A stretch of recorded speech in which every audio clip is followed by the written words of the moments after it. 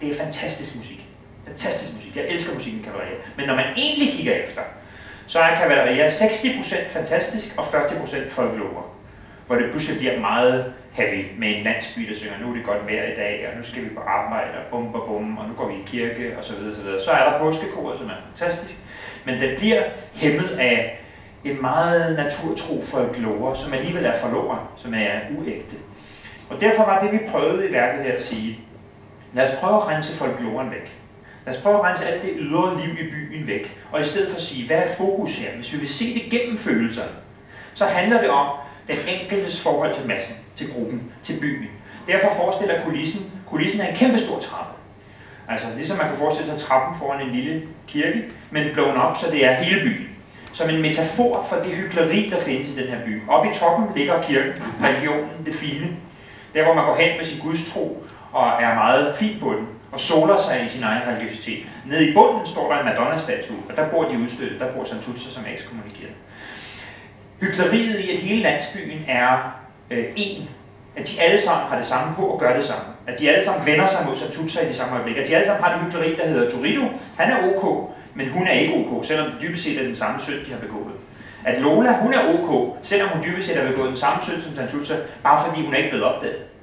Den virkelighed, der ligger i det for mig, er den indre virkelighed. Virkeligheden i, at man kan opleve at få et chok, og så går resten af verden videre udenfor.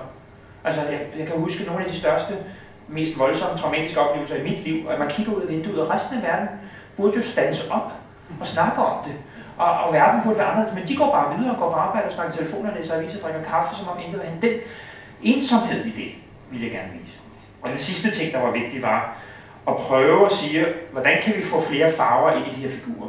Og der var mit svar, at hvis vi ser Santuzza opdage Turiddu være utro på scenen, hvis vi ser det ske, og ser at Turiddu måske i virkeligheden er forelsket i Lola, han elsker den her kvinde, forstå at Santuzza har lige så meget udnyttet situationen, at Turiddu er blevet narret ind i det, eller i et øjeblik, hvor Turiddu var sårbar, da han blev svigtet af Lola, der tog Santuzza ham. Så de er lige gode om det. Og så at se Santuzza ikke som en, der bare siger igen og igen, men sige, det foregår den dag, hun får chokket. Lige efter. Hvis man lige har fået det chok, at hele ens verden går i stykker, så kan man komme igennem mange følelser. Fra chok til fortvivlelse, til vrede, til håb, til afmagt, til hævnlyst.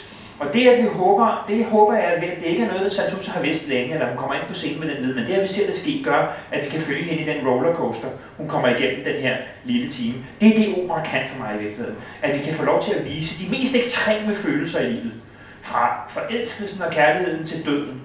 Men at vi kan presse det sammen i tid. Og det må man sige sker i Cavalleria, at vi på 1 time er med fra de allerlyseste følelser til de allermørkeste.